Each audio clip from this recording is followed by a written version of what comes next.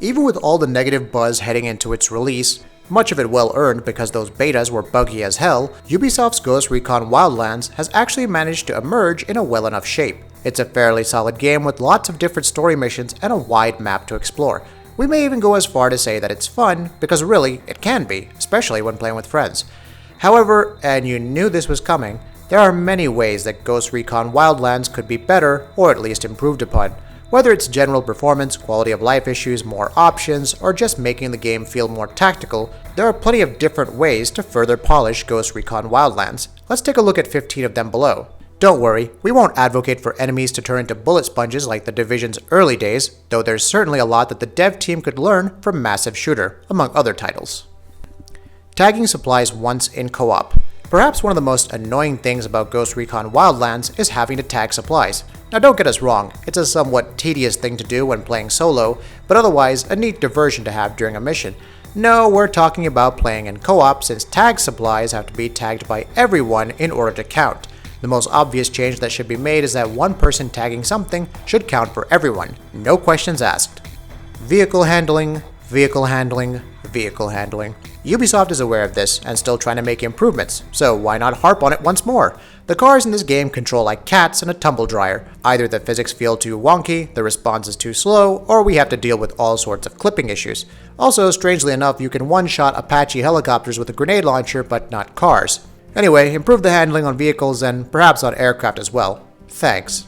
Reduce texture pop-in. A lot has been done with the texture streaming and draw distance technologies in Wildlands, but Ubisoft needs to work on texture pop-in issues. Granted, the issue is more prevalent when traveling by vehicles or watching the scenery from a helicopter up high, and at higher texture levels no less, but it's still annoying to see pop-in occur, especially on high-end PCs.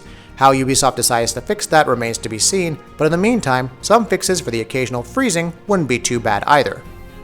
And speaking of which, something you may have noticed while playing Wildlands, at least on the PC, is freezing. At times, the game will freeze for a few seconds and then resume as normal. It depends on which settings you run the game at, but for the most part, it doesn't happen all that often. When it does happen, it's when you're flying in a helicopter and most likely due to the sheer scale of the world being showcased at once. Again, it doesn't occur a lot, but it can be annoying when it eventually happens, especially if it causes you to crash in the meantime.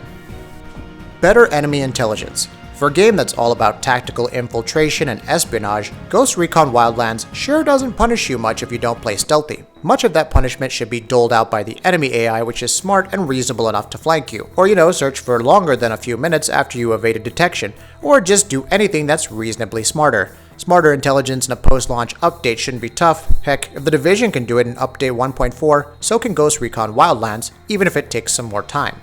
More tactical options.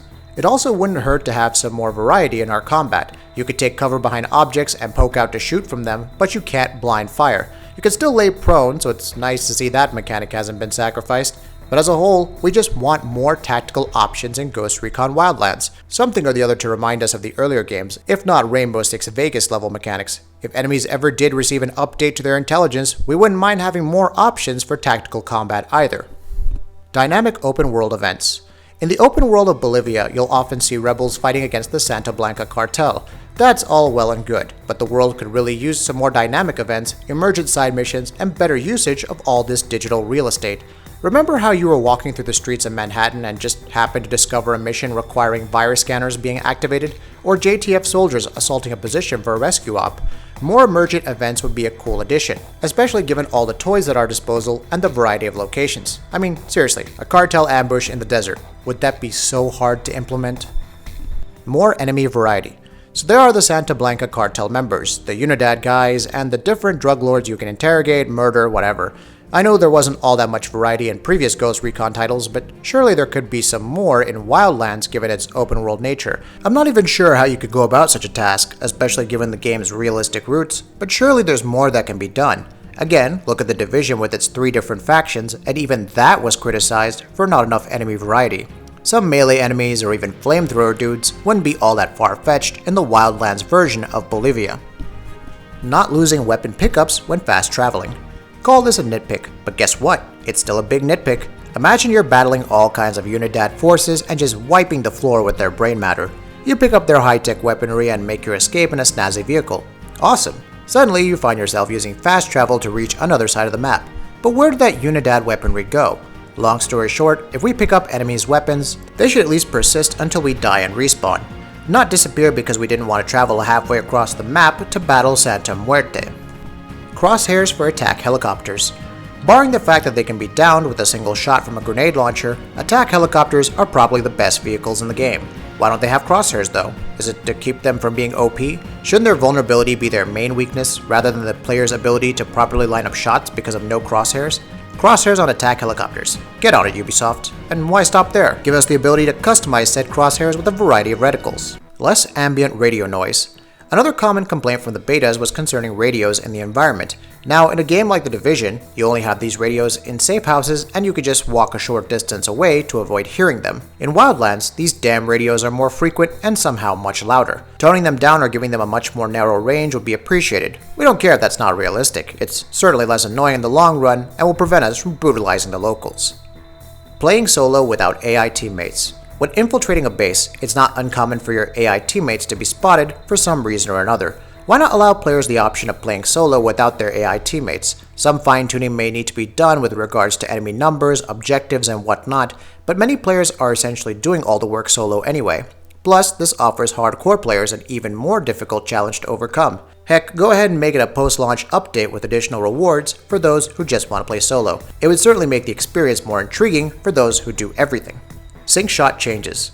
The sync shot in Ghost Recon Wildlands may not be as potent when playing with other people because actual coordination and communication is needed, but with the AI, it's a piece of cake. In fact, at times, you could just command your soldiers to sync shot enemies endlessly and clear out an entire base this way. A longer cooldown would of course be better, which the higher difficulties offer, but why not go back to the Splinter Cell Conviction days and require stealth takedowns to recharge your sync shot?